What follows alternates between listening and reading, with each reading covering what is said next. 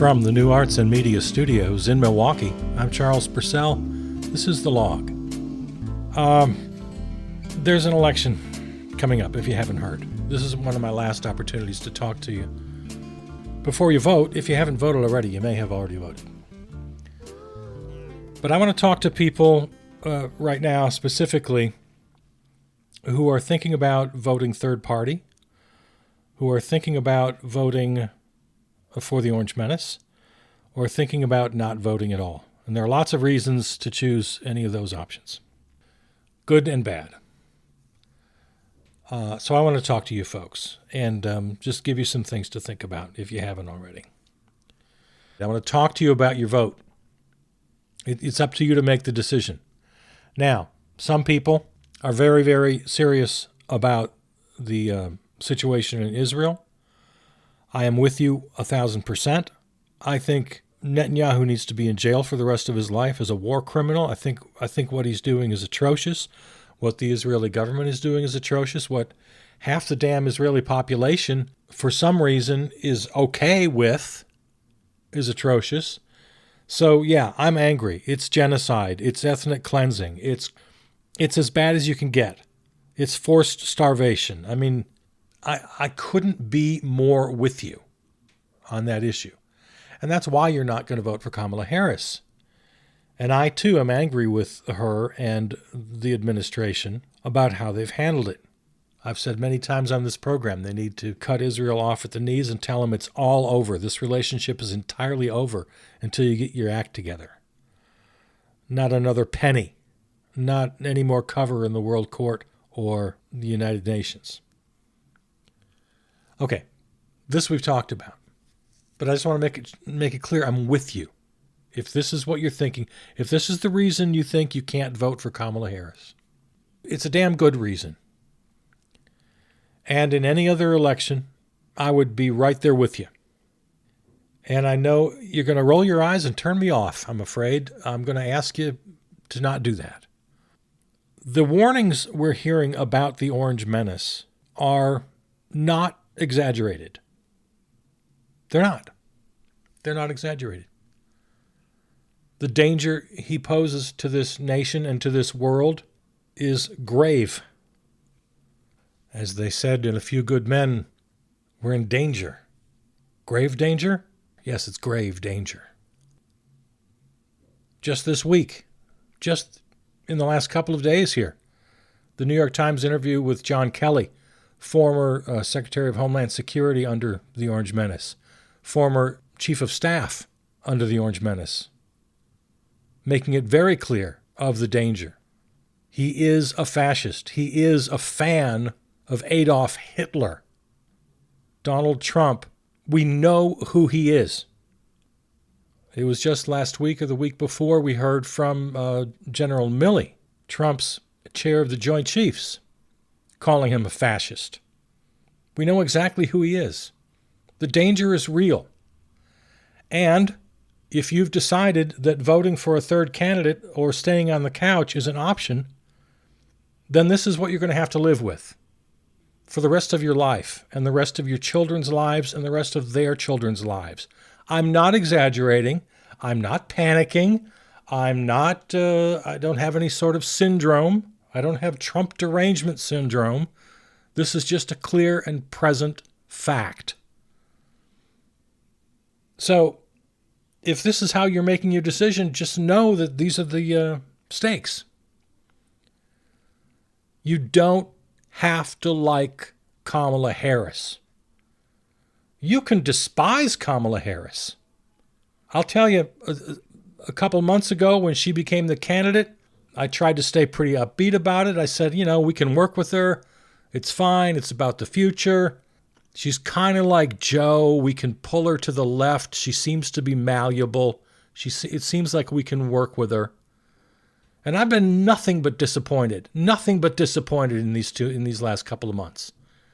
She's leaning so heavily into this whole Republican thing and the Liz Cheney thing. She's just loving the Republicans and sounding so moderate. That's really what she's concentrating on. This is her closing argument in the last week or so here, from what I can surmise.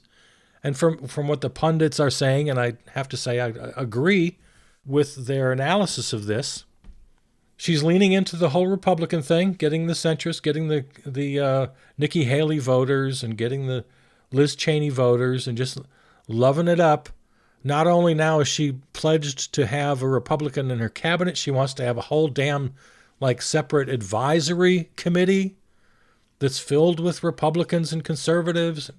She's just diving into that head first and just seems to be loving it. She seems to have given up on the whole joy thing that took her through the convention. That was a big theme. She's even, just from the last few weeks, at least we haven't heard her talk much about, these policies. Oh, the $25K for the down payment on a house, or $50K for small businesses, or blah, blah, blah. She had all these ideas. Now, there's a grain of salt that has to go along with that. This has a lot to do with media coverage as well. I'm sure she's still talking about these things in her stump speech. They're not getting the headlines anymore. They're not the story. The story is Republicans loving her and the Orange Menace is bad. That's the story we're getting. And she seems to be encouraging that. I don't know. But let's let that go for the moment here. Speaking of Republicans, okay, literally hundreds, maybe it's thousands now of Republicans who are openly endorsing Kamala Harris for the right reasons, because they want democracy. They want the Constitution. They don't want to trash the Constitution. There's still some Republicans who feel that way. It's not the majority of the party, but it's a lot of them. And there are literally hundreds, I'm not exaggerating, of former security officials, former cabinet members, lots of other staff and officials who worked under the Orange Menace directly. Literally hundreds coming out openly, campaigning even for Kamala Harris because they know him best. As we just talked about the John Kelly New York Times story. Man, she has had some very bad moments. Again, here's my main theme for part 1 of today's episode. You don't have to like her. You can hate her. I'm beginning to really dislike her quite a lot. When she went on that media blitz, she did and she's still doing it. She's just everywhere. I'm recording this before the CNN town hall, or whatever they call it. I'm recording this before I hear that. So we'll see what happens. Maybe you know more than I do at this point. But based on the last couple of weeks, it started with Colbert and The View and The Breakfast Club with Charlemagne the God. He asked her about reparations. She just absolutely refused to answer. She answered by talking about her life story, and then home ownership, and then small businesses, and then home health care. It's like, what? He asked you about reparations. And she goes back to the old Democratic Party playbook. Well, these policies are good for everyone. Opportunity to build intergenerational wealth. Okay, I suppose you can squeeze that into something that's black community specific, because black folks were denied intergenerational wealth because of redlining and all of that serious hoo-ha. So that's where she kind of sort of hoped to squeeze in something about black America. Oh my God, it was terrible. She's terrible. She talks like every other politician for the last 100 years. She's better when she's attacking the Orange Menace.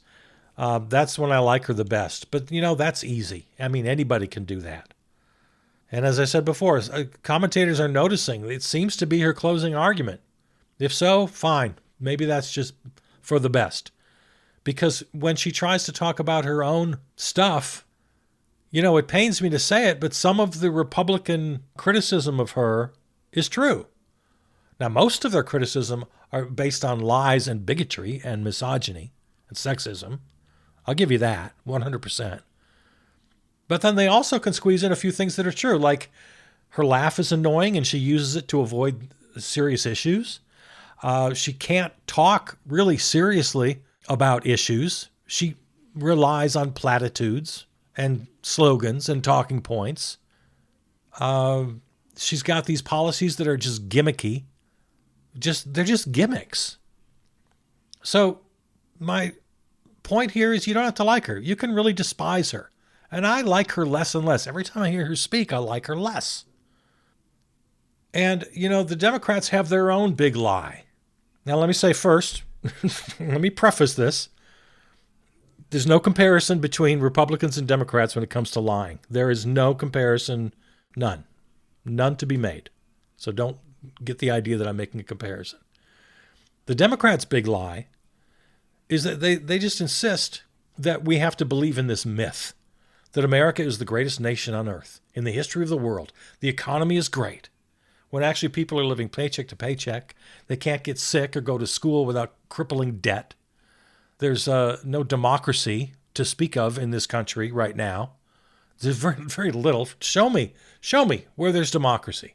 There's gun violence. We got poison in our food aisles. Social media's run amok. I mean, you could just go down the issues. And then let's not forget what I started with, and it's got to be a main point that we keep coming back to. We're a nation of war. We just are addicted to war. We're addicted to the profiteers of war. And right now we're in the middle of one of the cruelest, bloodiest, most heinous wars we've ever seen in our lifetime. And the U.S. is just riding along with it. So the Democrats have a big lie, too, that we have to believe in this myth, that we believe in peace and we're so great and we're so wonderful. We're not. We suck. Does that mean I don't love this country? Well, yeah, in a sense it does. I don't love countries, but I do love people. I love the land I was born on. I love having some history and tradition, and there's lots of good things to say about community. And yeah, so I want to stay here. I don't want to move. I want to make it better. I want to make it a good place. But I refuse to have as a requirement to be an American that I have to believe in this ridiculous myth. Americans who want to vote, and we've talked at length about this, so I won't get into it. Those who say they want to vote for the Orange Menace, they want to shake things up. They say it all the time. They want change. They don't like the establishment. They want to shake things up. They want to break things up. And with that, on that score, I totally agree with them. And I think that's why he's got 48% of the vote. They don't understand the danger he represents, but they do understand that he is a troublemaker, and they love that. And I want a troublemaker. I want a troublemaker with good angels on his shoulders, not just evil ones. So the Democrats have their share of problems. I'll give you one. Joe Biden should have taken Kamala Harris by the scruff of the neck, taken her right into the Oval Office and said, look, you have to separate from me. No hard feelings. You have to do it. I'm giving you permission to do it. In fact, I'm insisting that you do it. You have to leave me behind. You have to throw me under the bus. You can say nice things about it, but mostly, for the most part, you got to have a good answer when they say, how will you be different than Joe Biden? It's politics 101. Everybody knew that question was going to be asked. And then when she goes on The View a couple of weeks ago, and I couldn't believe it. I was watching it live. I threw something at my television when she said it. Luckily, it was just a banana. But she said, can't think of anything that would be different. That was if she loses, I tell you, if she loses, you can point to that moment. That was the worst moment of her campaign. It was the dumbest thing I've ever seen a candidate ever say, that she wouldn't change anything. That was political malpractice. She should have had an answer ready to go, and Joe should have insisted the minute she became the candidate, I know what you have to do. You're not going to hurt my feelings.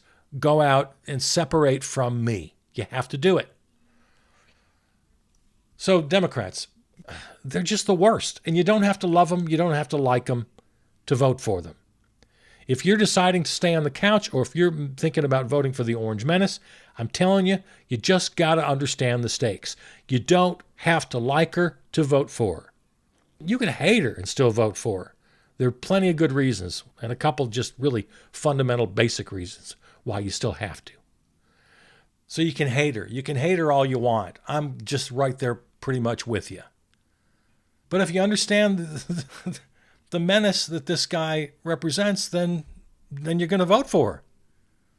If you don't understand, then, if you think that I'm panicking about the Orange Menace, if you think that General John Kelly, 3, 4, 5-star general and a gold star dad, if you think he's lying to you when he says that the Orange Menace absolutely intends to be a dictator, he intends to be an authoritarian, that is his aim, that is his goal, that is what he will do.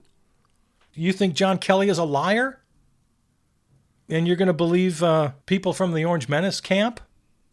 You're going to believe Speaker Mike Johnson, the most weaselly, craven politician I think I've ever seen in my lifetime? You don't have to like her. The more I hear her, the less I like her.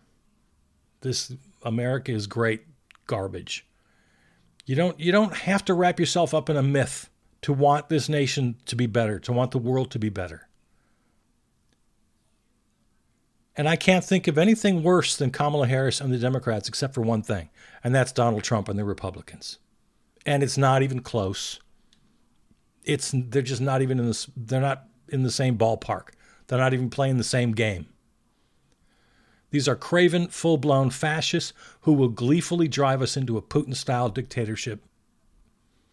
Rule of law, human rights, freedom of the press, reproductive rights, separation of powers, free and fair elections, financial security for seniors, health care for the sick, food and housing assistance to the needy. It's all gone. It's all gone. Free reign for oligarchs to abuse resources, abuse labor. Here to stay. Any hope for gun safety? Forget it. Any hope for preventing the climate crisis that's already now in full gear? Forget it. They mock and revile democracy itself. They openly hate and denigrate immigrants, people of color, non-Christians, LGBTQ Americans. They lie as easily as they breathe. Their lies are a weapon in their preemptive strike against even the thought of dissent. Dissent will be squashed. He already tried to do all the stuff he wants to do, and this time he's going to do it because he's going to have all the sycophants with him. He's going to have all the loyalists with him. He's going to use Project 2025 to empty out the entire government, fill it with loyalists. He's already got the Supreme Court giving him immunity. He can do any damn thing he wants. This is pure Nazism. It's Orwellian. It's Joseph McCarthy. It's Hitler. It's Mussolini. It's Orban. It's Putin. And you don't think so? You honestly are going to vote for Jill Stein? You're honestly going to sit on the couch? You don't think this is serious? Again, the only time I agree with Kamala Harris these days is when she is accurately describing the Orange Menace. That's when she gets it right, and that's when I'm with her. She sees it. She understands it.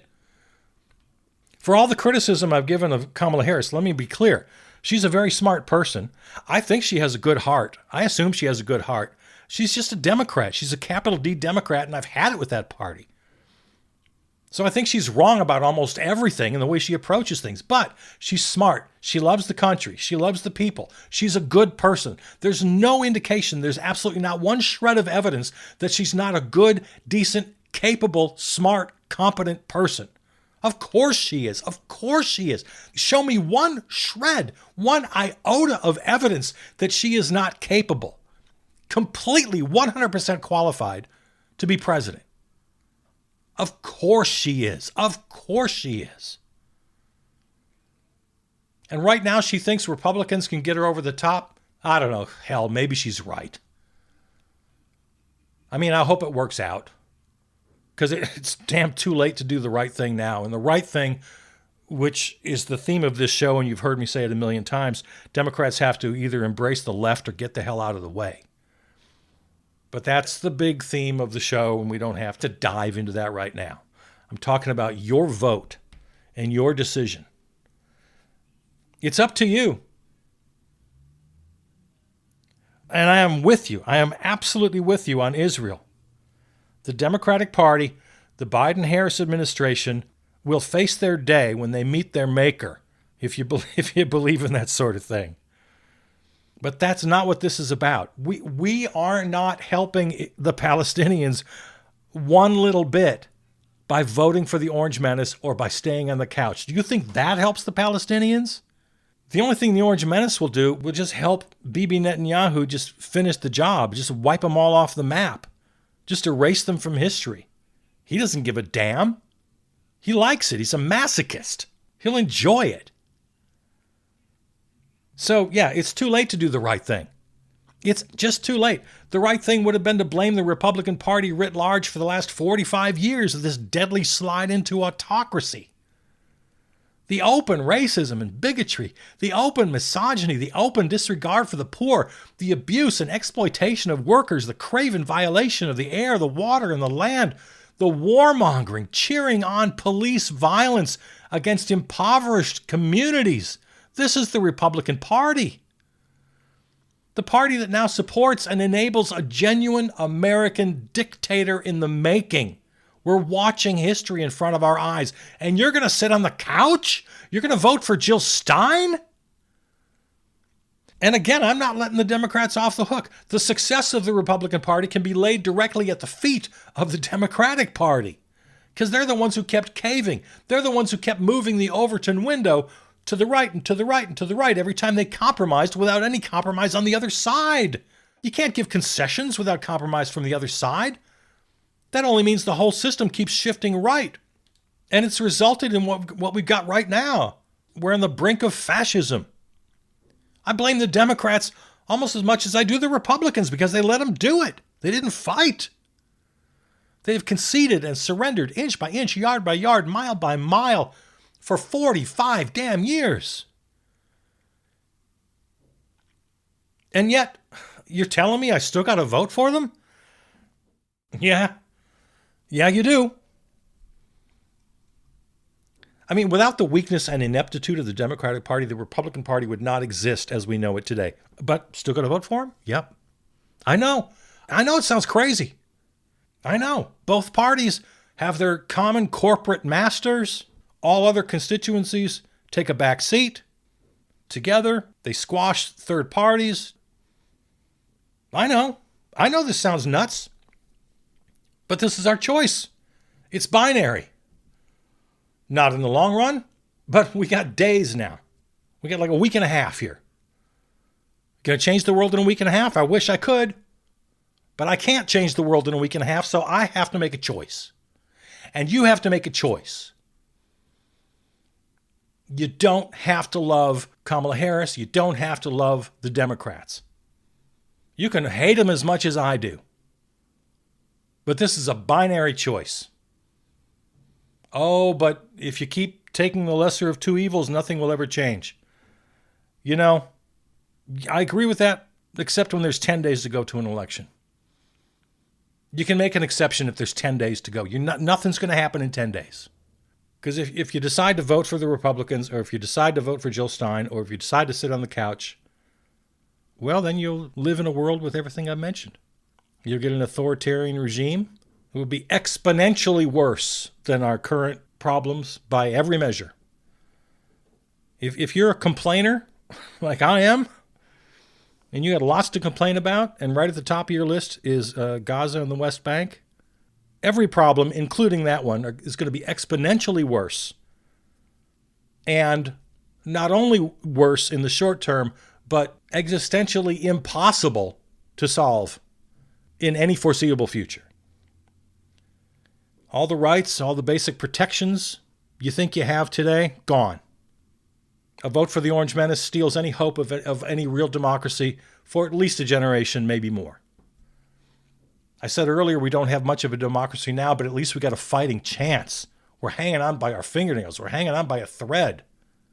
The Orange Menace will cut that thread. And if you think I'm exaggerating, you're just wrong. Again, Mark Milley, former chair of the Joint Chiefs, fascist to the core. Just this week, John Kelly, former Secretary of Homeland Security under the Orange Menace, his chief of staff, fascist, wants to be a dictator. And the Orange Menace and his people are calling him a liar. Okay, whose side are you on here? And don't forget, we're also hearing from these people that we know from eyewitness reports, multiple sources, that everything he's promising or wants to do now, he's already tried and failed. He tried to do everything in his first term that he will surely succeed in if he gets a second chance. Members of his cabinet, military officers, legal counsel, they all prevented him from jailing political opponents. He wanted to do it. He wanted to put Hillary Clinton in jail. He wanted to. They wouldn't let him. He wanted his own military to shoot peaceful American protesters. He basically ordered it and they refused. He's going to find loyalists in the second term who won't refuse these orders. He's already done it. He tried to shut down the press. He tried to steal a free and fair election. He sent armed thugs, thousands of them, to the Capitol to kill Nancy Pelosi, to kill his vice president, to stop the certification of the election. He wants to execute disloyal generals. He said so in public. It's on camera. Watch him say these words, accusing disloyal generals of treason and making it very clear what the penalty for treason is. He tried to do all of these things. He was stopped. There will be no guardrails in a second administration. The entire state apparatus will be purged and replaced by his loyalists, and he's got the cover of the Supreme Court of the United States who granted him immunity. All of the atrocities he attempted in his term as president will surely be repeated if he's given another chance. I refuse to excuse the Democratic Party for our current state of affairs, including their role in the ascension of MAGA. They have a lot to answer for. But if I've convinced you of the magnitude of our peril, then you have only one choice in this binary choice we've been presented here. Your only choice. These are the choices in front of you right now. Jill Stein, the Orange Menace, Kamala Harris, or the couch. Based on everything I've just said, what's it going to be? I know what I'm doing, because I want at least a chance to fight. But you have to live to fight. You have to live to fight another day. And the Orange Menace and the Republicans make that exponentially more difficult and maybe impossible. So you don't have to like Kamala Harris. You don't have to like the Democrats. You don't have to like what they're doing in Israel. In fact, you can just be outraged, tearing your hair out red in the face with this capital D Democratic Party. I am. I've so had it. But one result on November 6th, or however long it takes, one result leaves us with at least the opportunity to keep fighting for an actual democracy in this country. I leave you with your choice. Make it. If you feel like you're dug in with your friends and family, just go ahead and lie to them. That's my advice. Just don't tell anybody. It's a secret ballot. Do what you know is right. Vote your conscience, and then, let that be it. All right. All right, everybody. I love you. Take care.